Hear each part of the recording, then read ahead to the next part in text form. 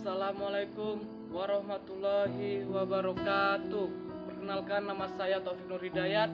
Saya dari kampus IAIN Fathul Muluk Papua, jurusan Tarbiyah, program studi pendidikan guru Madrasah Ibtidaiyah semester 6. Alhamdulillahirabbil alamin. Wassalatu wassalamu ala asrofil anbiya wal mursalin Sayyidina Maulana Muhammadin wa ala alihi washabihi ajmain, amma ba'd.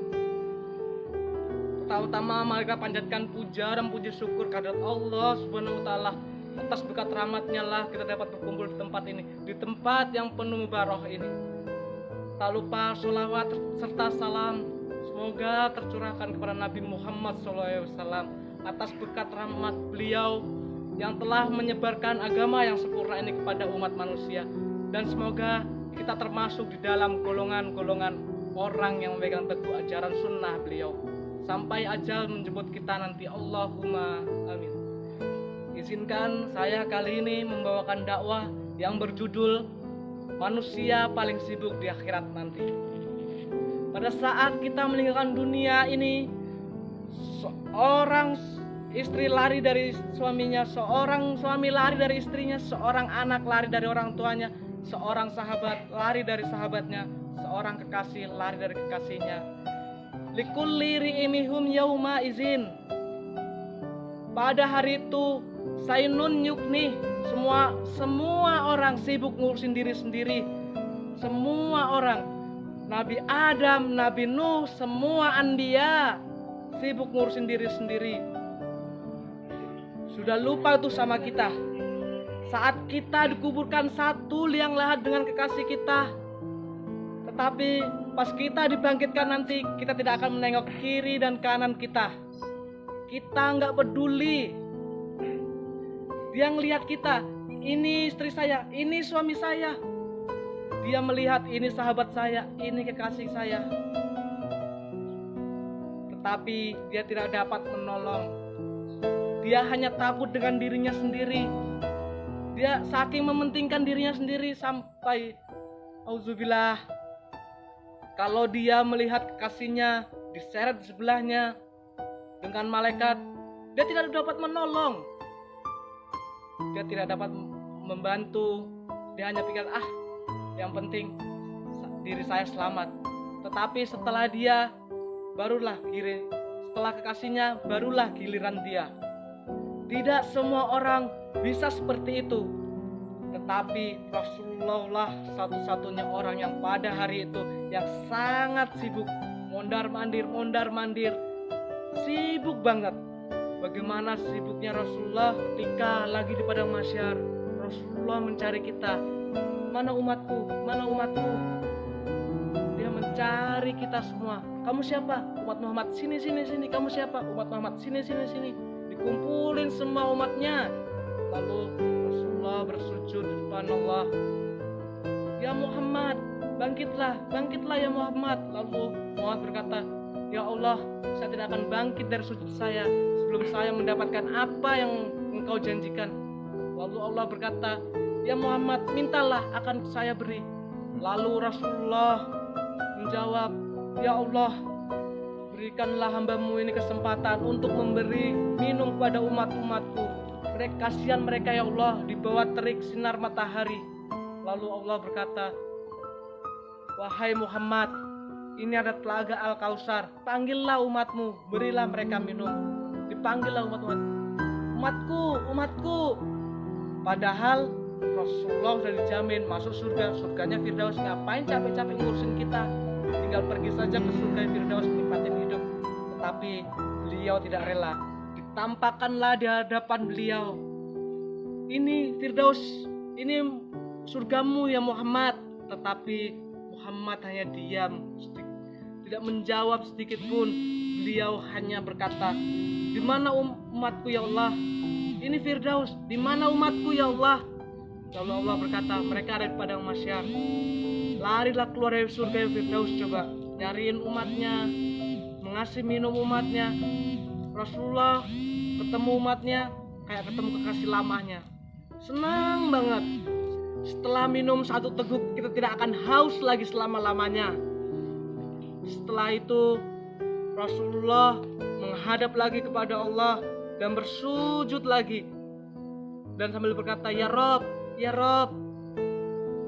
Lalu Allah berkata, ya Muhammad, bangkitlah, bangkitlah, apa yang kau inginkan, katakan ya Muhammad.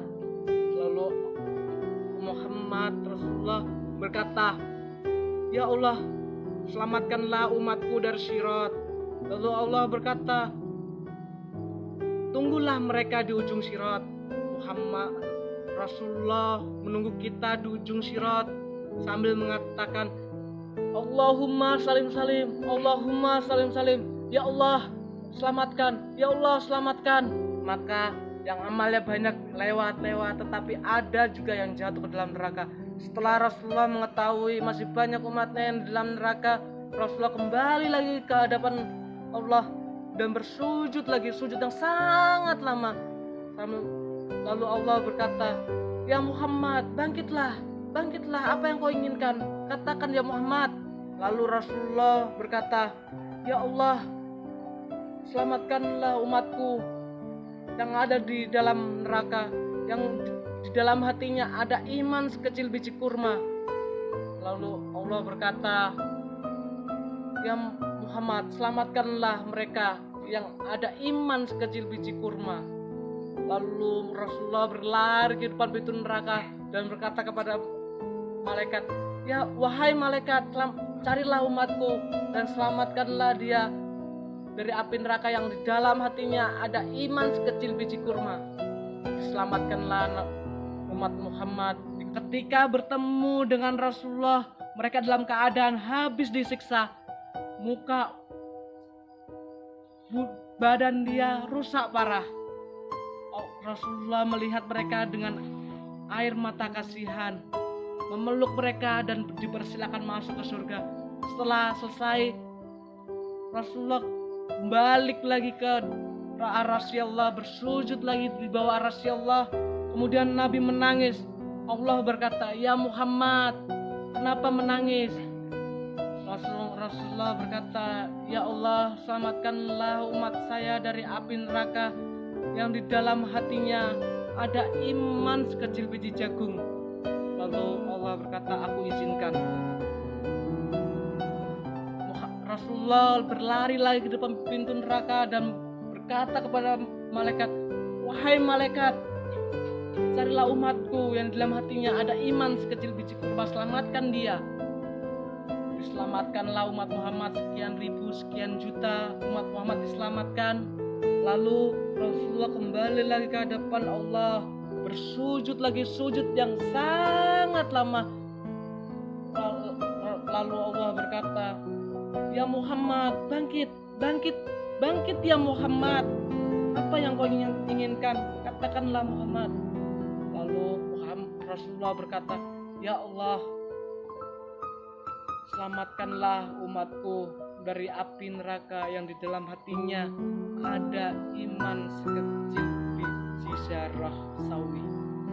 Kata Allah, aku izinkan. Muhammad lagi-lagi berlari menyelamatkan kita. Rasulullah balik lagi, sujud lagi sambil berkata, ya Allah. Kata Allah, ya Muhammad, apalagi? Bukankah aku sudah menyelamatkan banyak dari umatmu? Lalu Rasulullah berkata, ya Allah, demi kasih sayang yang engkau miliki, selamatkanlah umatku dari api neraka yang mereka tidak memiliki amal sedikit pun kecuali bisa mengatakan la ilaha illallah. Lalu Allah berkata, aku izinkan. Nabi Muhammad kemudian lari ke neraka menyelamatkan kita semua dengan seizin Allah.